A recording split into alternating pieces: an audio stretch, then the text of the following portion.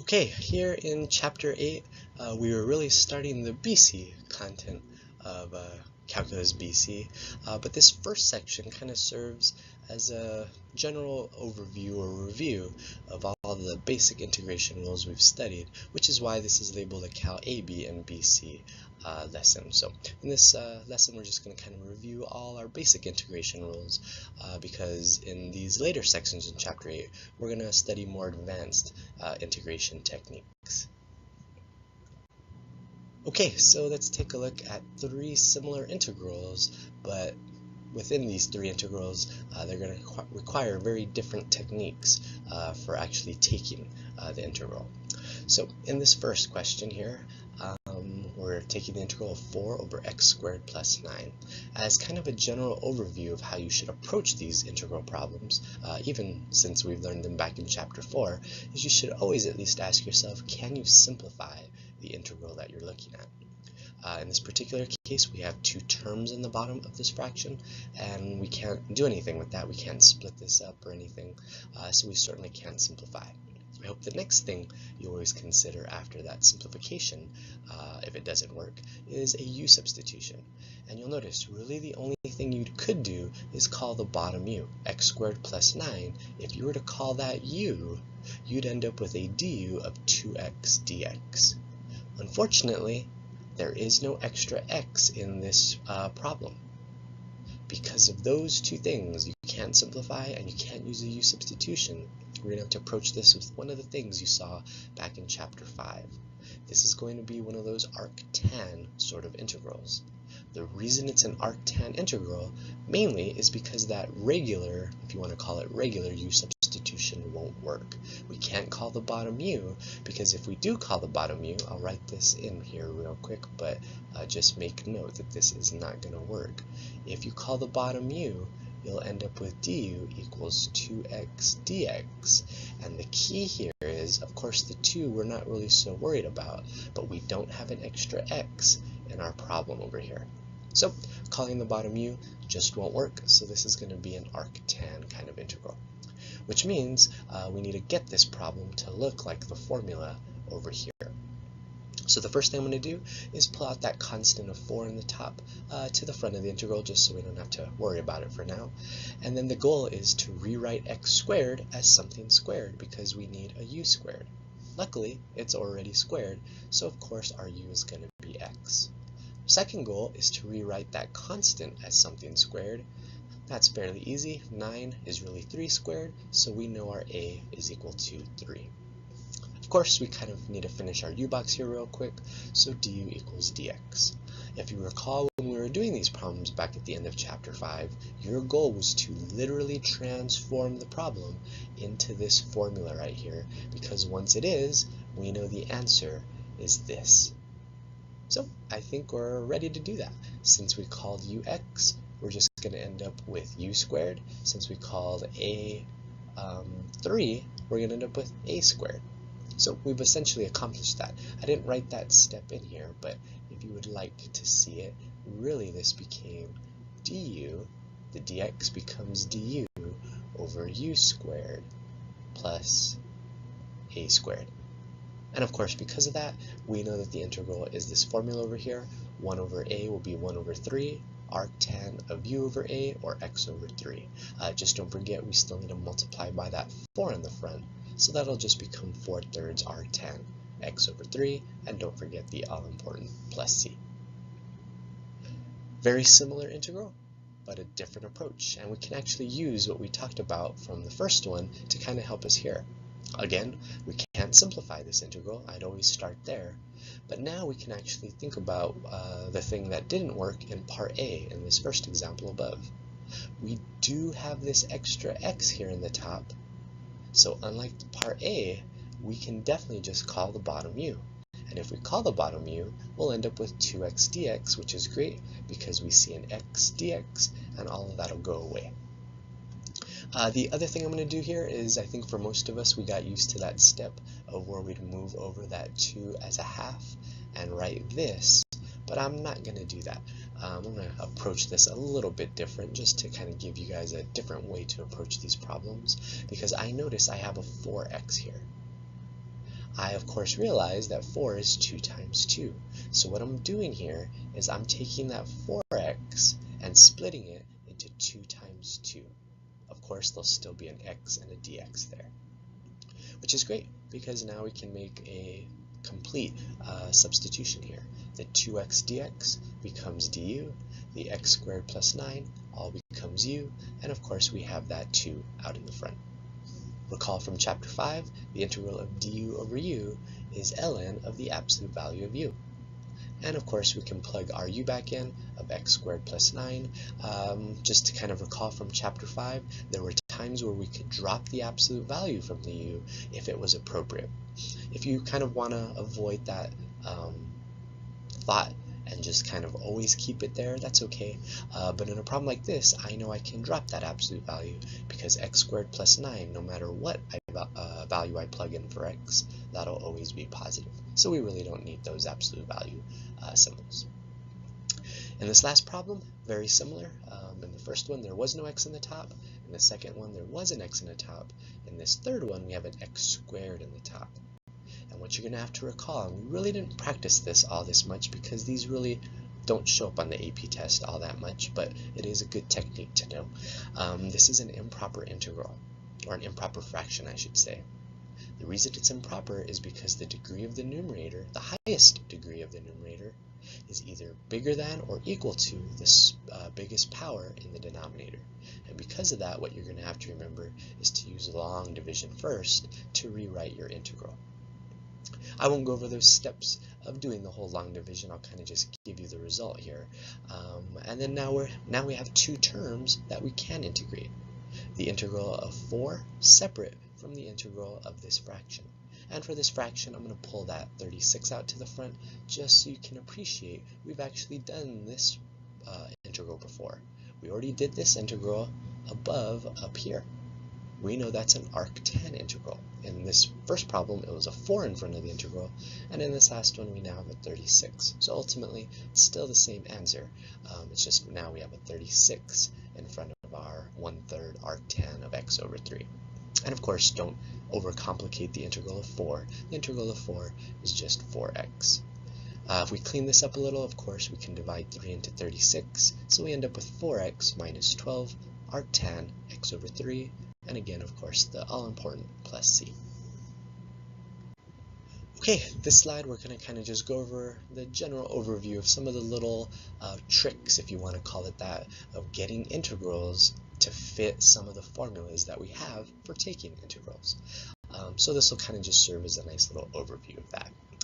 One of the little tricks we used to make integrals kind of integral friendly was expanding. Multiplying something that is being squared, and that something being squared could also be in the numerator of a fraction. If I wanted to integrate 1 plus e to the x all squared, I would have to take that and square it out, or use FOIL to multiply all that out. And then of course we could integrate each of these individually. I'm not going to actually do the integral part of these problems, I just kind of want to go over the overview of some of these tricks again for making integrals work out. But of course we could integrate this if we had to now. A second little trick we saw is we could sometimes separate a numerator, and that was the key. If we have terms in the top of a fraction, we can make multiple fractions. We can't do that with a denominator though, so make sure you kind of remember that. But in this case, we have 2 terms in the top, so we could write it as 2 separate fractions. And then these 2 separate fractions we can actually integrate. If you want to make a note of it, this fraction would just be a u substitution where you call the bottom u. This one right here, like from the last slide you saw, would be one of those arctan integrals. But again, ultimately, we're not going to actually do these integrals here. I just want to kind of remind you of some of these techniques we have for making things fit integral formulas. Another thing we saw at the end of chapter 5 was if we have one of these trinomials here in the bottom of a fraction, of course we can't call the bottom u, that won't really work out, but we could do something called completing the square. And if we do that, again, refer back to 5.7 for this review, this integral here would be one of those arctan integrals. Dividing an improper rational function. This is one of those improper fractions where the highest power in the top is either the same or bigger than the highest power on the bottom. So because of that, we can use long division to rewrite that integral, and then these two separate things we can integrate on their own. Another thing we saw is sometimes we can use trig identities. We don't have a formula for the integral of cotan squared, but what we could do is rewrite it as cosecant squared minus 1 using trig identities. And because of that, now we can integrate these two separately. One last trick here, and just make note, maybe star it as something you're really not going to need for the AP test. It's really not ever tested this way on the AP test, but again, I want to kind of be thorough with all these little procedures that we have for fitting integrals to some of the basic rules. Here what we're gonna do is add and subtract terms in the numerator to get this to work out. In other words, this is what I call a log rule in disguise. This problem, even though it doesn't look like it right now, is actually really a du over u integral, which of course is the natural log of u. The reason it's a log rule in disguise is you'll notice we can't call the bottom u. If you call the bottom u, you're going to get 2x plus 2, but there is no plus 2 right here. But maybe we could put a plus 2 to make this work out, and that's actually what we're going to do. We're going to add and subtract a term in the numerator to get this to work out. So of course we can't just add 2 to the top of this fraction. We would need to kind of counteract that so that we don't change the fraction and ultimately the problem. So the quotient suggests here that there is a possible log rule, natural log rule, where we call the bottom u. But again, that 2x plus 2 is not present in the top. So what we're going to do here is we're going to add the 2 that we need there and also subtract 2 at the same time. And just kind of appreciate, we haven't changed the problem. If we add 2 and subtract 2, we've really added 0. But the reason we want to add that 2 to the top, the main reason, is so we can get that u substitution to work out for us. And that's what we're going to do. Now what we can do here is split this into two separate fractions. We're going to take the 2x plus 2 as one numerator, and we're going to take the minus 2 as the other numerator. And then you'll notice in the bottom we can actually factor x squared plus 2x plus 1 to be x plus 1 all squared. I won't go from here and do the actual integration, but this first fraction here will be the u substitution. The second fraction will be another u substitution, where u is the x plus 1. So this will be two different u's in these two integrals. Here we'd have a u of x plus 1, and then here we'd have the bottom as our u of x squared plus 2x plus 1. But again, just kind of take note that this is really not an AP type of problem. I just want to go over all of these integration techniques for some of these more advanced integrals we're about to see later on in Chapter 8. Okay, in this third slide, really all it is going to serve as is just a nice overview of all the possible integral formulas that we've really seen since we started integrating in Chapter 4, and then when we saw some new integrals in Chapter 5. Some of these I think are definitely more important than others in terms of you memorizing them, so just to kind of point out what I mean. Of course, number 1 we should all know, number 2 we should all know, number 3 is very important, number 4 might be the most important because it's the most basic, that's our power rule. Of course, I hope with Chapter 5 you're getting better with the natural log integral. E to the u is a very important one. Number 7 I'm actually not going to circle as one of the important ones. It's possible to see on an AP question, but I think it's a very minor one in a sense. Of course, number 8 and number 9 with sine and cosine are important. 10 definitely is really not so important to commit to memory. Cotan really isn't. Secant, cosecant isn't. 14 is. The integral of secant squared definitely is an important one. I would also put 15 as an important one, 16 as an important one. Not so sure about 17. It's possible we might see it, but not really all that important for 17. 18 most certainly is an important one, and 19 we've definitely seen a lot. So I think if you circle these and kind of just know that these are really the ones you want to, if not commit to memory, at the very minimum just be familiar with, I think you'll be okay. The other ones are, I guess, mildly important, but I don't think you're really going to see concerning too many AP test questions. Okay, in these last two slides, we're just going to take a look at a bunch of integrals kind of randomly thrown at us, and we need to kind of figure out how we're going to approach these integrals. I'm actually not going to complete the entire integration process. I'm going to just get us to the point where we're ready to take an integral, because after that, I assume with all the practice you've had by now, it should be a fairly straightforward process for you. Really, the challenge with these problems is figuring out how you're going to actually integrate the problem. So in this first one, we have 3x minus 2 all to the fourth power. We cannot integrate when we have stuff to a power. If it was x to the fourth power, then of course we could integrate that with the basic power rule. Unfortunately, we have stuff to a power, so that means we have to use a u substitution, where that stuff, the 3x minus 2, is our u. Of course, we need to take the derivative of u, which would be du, and then the derivative of 3x minus 2 would be 3dx. We don't see a 3 over in our original integral, so we're going to have to take that 3, divide it to the other side, and we'll end up with 1/3 du equals dx. So ultimately, the integral we're going to end up with, I'm going to move that 1/3 to the front, we'll have u to the fourth du. And of course, that's a nice easy integral after that. We would get u to the fifth over 5 plus c, and then we could of course clean that up to get our final answer. In this next example, a little more stuff going on here, but kind of remember the process that your mind should be going through when you're looking at these integrals. A, can you simplify this integral? And of course, there really is no way to simplify this. We can't factor the top to help us cancel with something maybe factored in the bottom, so we're kind of stuck here. The next thing we should consider is a u substitution. And realistically, the only thing that could be u would be the bottom of this fraction. So would that be an appropriate u? Would this be a u that would actually work out?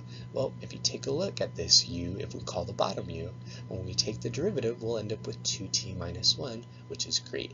We see 2t minus 1 in the top of our fraction, so that means that this u substitution we chose was appropriate. If we didn't see that 2t minus 1 or something similar to that so that we could make this u substitution, then of course we'd have to move on to some sort of other technique.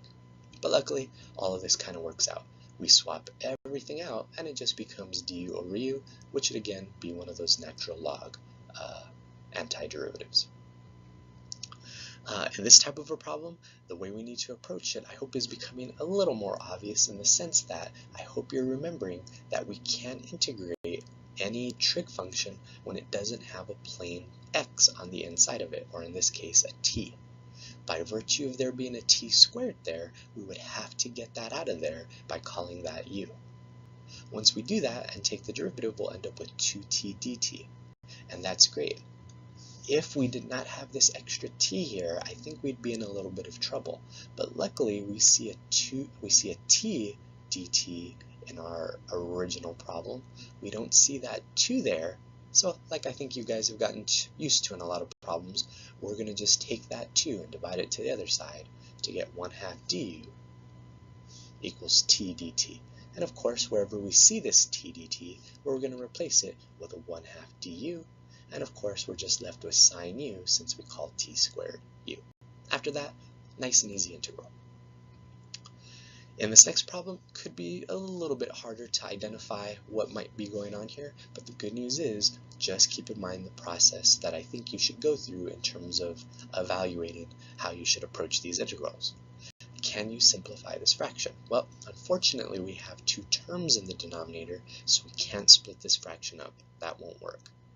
Once we've exhausted that possibility, we need to be thinking about a possible u substitution. And you'll notice, our one candidate for being u would be the bottom of this fraction. So would that be an appropriate u to make this u substitution work? Well, you'll notice the derivative of u is du, and the derivative of e to the x, 1 plus e to the x, is just e to the x dx. And that is great. We see an e to the x dx here, and we see an e to the x dx here, which means all of that goes away and just becomes du, and again the bottom we called u, so nice and easy integral again. This will be a natural log antiderivative. This next problem might be a little more difficult to see, and if you recall something I said back in chapter 5, we can't integrate anything if there's a natural log in it. We don't have that ability yet. So you might be wondering, well, how do we approach something like this? Well, there's two things we can do here, and it's something you need to recall back from chapter 5. Anytime you have a natural log, you should use properties to simplify that natural log if you can. So you'll notice we have a power inside of our natural log. If you have a power inside your natural log, we can pull that power out to the front of the natural log. That power of 2 is this 2 that I moved to the front of our integral. The other thing I did to kind of help this process along a little bit better is I split the fraction of ln x over x into two fractions. I made it ln x times 1 over x dx, which is of course the same thing as ln x over x. The reason I did that is because we need to realize that this is a u substitution type of problem. Remember, one of the ideas behind this whole u substitution for integrating is, do you see a function and its derivative inside of an integral? Because if you do, that kind of led you to that chain rule idea that we saw, or the reverse of the chain rule that we saw back in chapter 4. We know that u needs to be the ln x because the derivative of ln x is 1 over x dx, which is again a fantastic thing, since wherever we see a 1 over x dx, we can just replace that with du. Once we make that whole u substitution, we can of course make this a nice and easy integral. The ln x becomes u, the 1 over x dx becomes du, and we're ready to go. A very basic integral. Again, don't overcomplicate these integrals. U d would just be u squared over 2, since that's just a basic power rule. In this problem, definitely can't simplify it, so we can throw out that first step. So is there a candidate for a u? Well, I think the one candidate we would want to consider would be the thing on the inside of the square root. And the reason that's going to work out here is because, of course, the derivative would be 2x dx. And of course, we see a 2x dx right here. We see a 2x dx right here. So all of that goes away and just becomes du. The other thing I'm going to do, just to kind of save steps here, since we're really not doing these entire problems, is of course that square root of u in the bottom.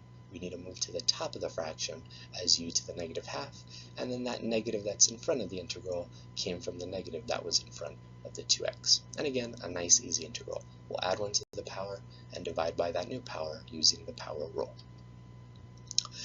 In this problem, you can kind of look to the left for some guidance. You heard me say that in this one to the left, we can integrate a trig function, or really any function for that matter, when there's stuff on the inside of it. There is not a plain x in this problem, it's 2 pi x squared, so just, again, by virtue of that, that would have to be our u. If we call that u, and we take the derivative, we'll get 4 pi x dx. So again, you'll have to kind of notice here, we see an x dx here, we see an x dx over here in our problem, which is great, but we don't see a 4 pi, which is just a constant. So to get that constant to work with us, we're going to divide that to the other side, and it'll be 1 over 4 pi du x dx, and again, that x dx is the all-important thing, so that when we make this u substitution, we'll end up with cosine u, and then the x dx goes away and just becomes du, and of course the 1 over 4 pi I'm going to move to the front of our integral. In this last example, you might be tempted to, but I hope not, FOIL out this bottom part, the 2t minus 1, and kind of multiply all that out and see what happens, but that would kind of destroy how easy this problem is because of the way it's set up. There is no obvious u substitution we can do here to get this to just be a basic, in a sense, u substitution, but you might be recognizing this as an arctan problem. And I never made a note of it, but this is one of those arctan antiderivatives. So if you refer back to that formula, for arctan to be the antiderivative, we want to see a u squared plus an a squared in the bottom of this fraction. And sure enough, if I call 2t minus 1u, and if I realize that 4 is really 2 squared, which would mean a is 2, we can definitely rewrite this problem to fit the arctan antiderivative. The derivative of u here will be 2 dt, so now we can make kind of one giant u substitution swap. The 2 dt is here, so it all becomes du, and of course we're going to have u squared in the bottom, and then that 4 is really 2 squared, or a squared. And again, that antiderivative is the arctan type of antiderivative. Okay, one more slide of a bunch of trig examples just to hopefully make sure whenever you're kind of seeing these integrals kind of randomly in a manner of speaking, you'll kind of have a way to approach the integrals. So again, always consider a simplification, but as you can imagine, a lot of these won't be simplifiable. We're just going to have to approach these problems with some more advanced techniques. And here we have an exponential function. E to the sine x, and I'm even kind of ignoring that cosine for a moment, because the one thing we have to remember is we're not allowed to integrate e unless it has a plane x as the power. By virtue of it not having a plane x as a power, we're going to have to call that our u, just by virtue of that one fact alone. And because of that, you'll see this problem is kind of set up to work out nicely. If we call the power sine x u, when we take the derivative, we'll get cosine x dx. And that makes this problem very straightforward after that. Wherever we see a cosine x dx, we're going to replace all of that with du. And of course, we're just going to have e to the u du after that. And this integral couldn't be any easier, since the integral of e to the u is just e to the u plus c. In this next problem, I'm not sure if you're well enough familiar with that table that you saw earlier with all our formulas, but we do know the integral of secant times tangent. But the key is we know the integral of secant x tan x. We don't know this integral of secant 3x tan 3x. So because of that, we don't have that plane x idea again, so we're going to have to call u the 3x, and when we do that, we'll end up with 3dx. Since there is no extra 3 in the problem, we'll divide that over to the other side, and now we're kind of ready to make this problem work. We called 3x u, so we're going to end up with secant u tan u, and wherever we saw the dx, we're going to replace it with the 1/3 du. Of course, the 1/3 I'll move to the front, and then we can look up this formula in our little formula chart from before, and it's a nice easy integral after that. In this next problem, I think one of the few that actually is going to help us in that first step that you should always consider. The very first thing you should consider isn't really a u substitution, because you might neglect problems like this where you actually should simplify first. And as it turns out, since we have terms in the top of this fraction, a 1 plus sine x, we can actually split that into two separate fractions. Had that been in the bottom of our fraction, of course that would not be legal, but luckily we can split this fraction since we have terms in the top of our fraction. So we're going to end up with 1 over cosine, we're going to end up with sine over cosine, and of course we can simplify these two using some of our trig knowledge from before. 1 over cosine is secant x. Sine over cosine is tan x. And be careful, we're not multiplying these two together. It's not like the one you saw above here. It's not secant times tan. This one's secant plus tan, but that one we do have another formula for, and we can of course just look that up and apply that formula and a nice easy integral to kind of finalize this one. In this problem, it's kind of similar to the first one we saw above here in that we have an exponential function, and I'm kind of even ignoring that there's a fraction here for a second. We have this exponential function that doesn't have a plane x, or in this case a plane t, as a power. By virtue of that, that means that has to be your u, or we would have really no way of approaching this problem. So if we call u 1 over t, the derivative of 1 over t is negative 1 times t to the negative 2, or rewritten it would be negative 1 over t squared dt. So you'll notice I see a t squared dt here, I see a t squared dt here in the bottom of the fraction, I guess I should say, but we don't see a negative over in our problem. Because of that, we of course can just move that negative over, and now whenever we see this t squared in the bottom dt, which we see over in our problem, we can of course just make that substitution, and it works out nicely. So that t squared in the bottom dt and that t squared in the bottom dt here kind of just get substituted, and of course we're just left with e to the u du, and because of that negative we had to move over, we can of course put the negative in front of our integral symbol. In this next problem, definitely getting a little more complicated compared to some of the ones we've been doing up until now, but kind of straightforward if you take this one point of view and if you don't do something that I think you might be tempted to do. Here we don't want to distribute that term in the front.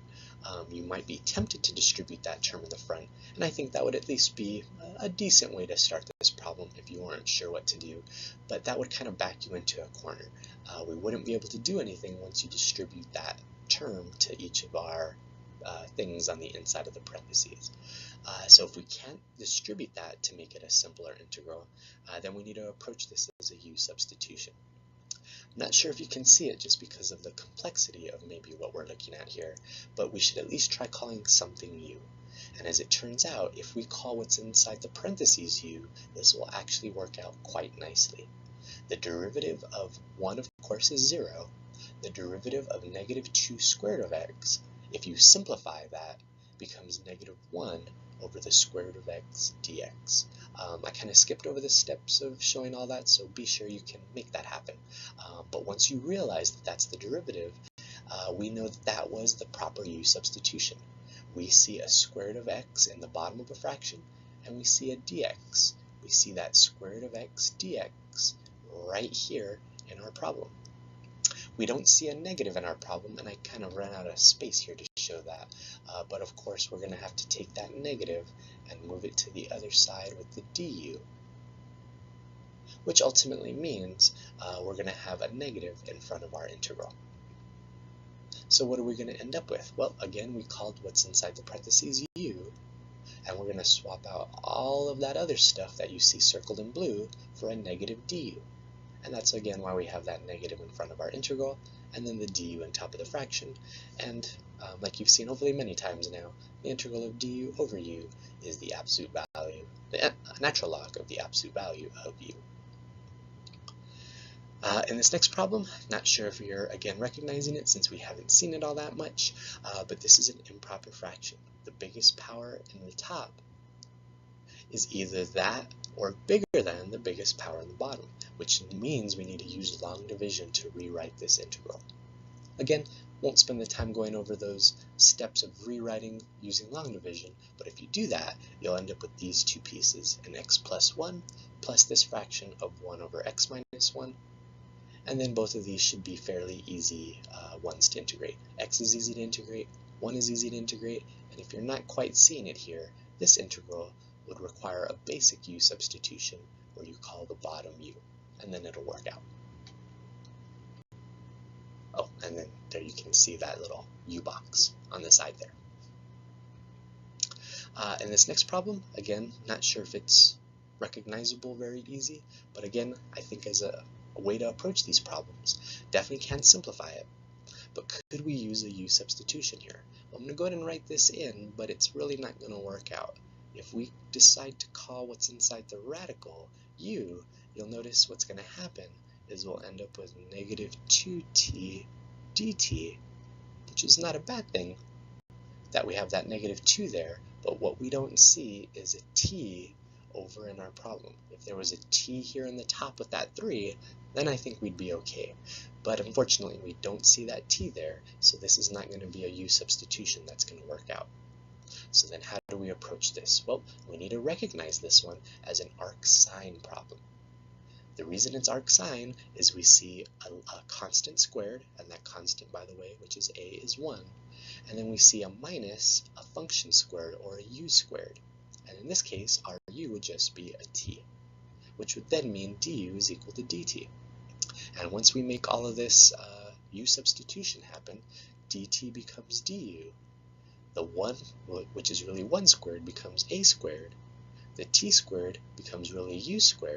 And then that 3 in the top of the fraction, I'm just going to move to the front of our integral. And now you can see this will be an arcsine antiderivative. In this last problem, just another illustration of these things that seem to work out with u substitutions, but don't always. If we decide to call what I think would be an obvious candidate for u, the inside of the the inside of the radical, when we do this u substitution, we'll end up with 2x dx, but the problem is we don't see an x dx. And you might be thinking, well, we see an x here, but remember, that's really 1 over x. We needed an x dx. So this u substitution won't work out, and as it turns out, this one is going to be one of those other arc inverse trig antiderivatives. You'll notice you can call a 2 because 4 squared is really 2 squared. And of course we have x squared, which would be our u squared, so u is just x. Du is equal to dx. So when we make all of this u substitution happen, dx becomes du. That x in front of the square root, of course, becomes u. The x squared becomes u squared minus our a squared, which was 4, and then this one would be an arcsecant antiderivative. So just to kind of recap, all of these examples I did were just kind of ways so that you guys can see all these different techniques that we've kind of accumulated up until now, because where we're going in the rest of Chapter 8 is looking at some of the more advanced techniques of finding integrals or antiderivatives.